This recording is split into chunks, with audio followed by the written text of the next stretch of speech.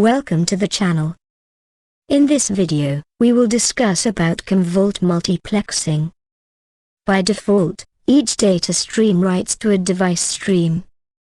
For tape libraries, the number of device streams is typically equal to the number of available tape drives, unless multiplexing is enabled. Multiplexing in Commvault is a feature that allows data from multiple backup jobs, clients or sub-clients, to be written concurrently to a single tape drive.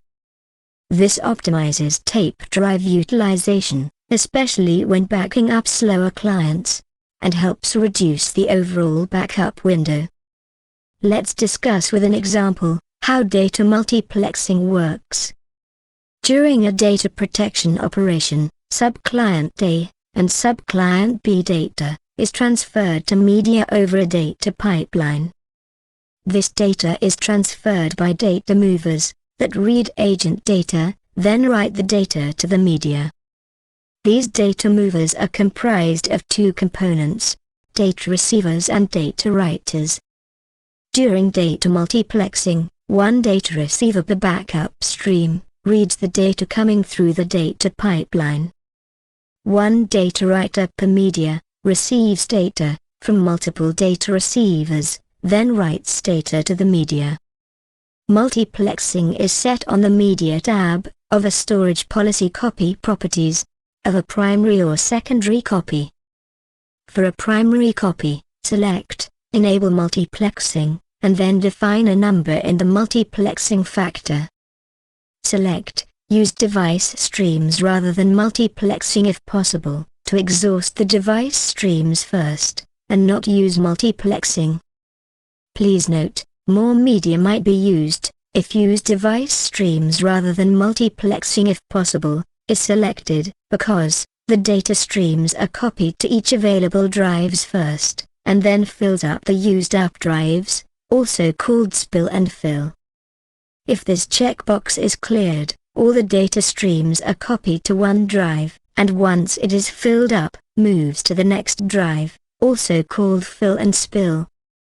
For a secondary copy, under Optimize Media Usage, select Combine Source Data Streams to End Streams, to define the streams.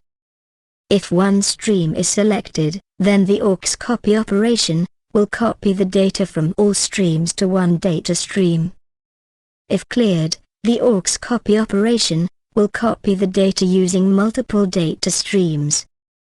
Select Multiplex Source Streams, and then define the multiplexing factor. The number defines how many data streams from this storage policy are to be backed up concurrently to the same media. Do note, if partially copied jobs are present, combined streams change will take effect once these jobs are completely copied.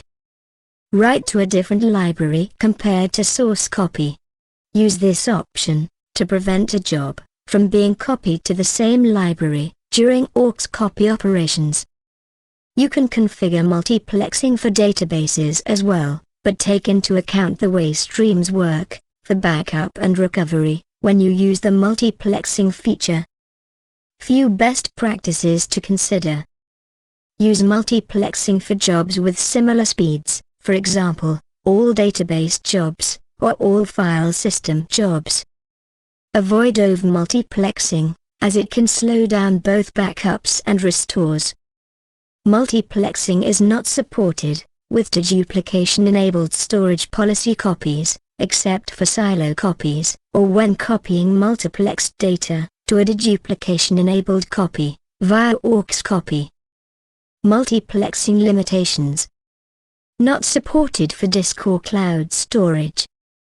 Not supported with deduplication. Restores from multiplexed tapes are generally slower because the data is interleaved and requires more tape movement to retrieve.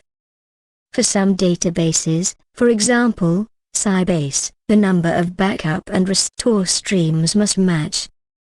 We will end this video here. Stay tuned to the channel for more videos. Please hit the like button if you like this video, and subscribe to our channel if not already done so. Thank you.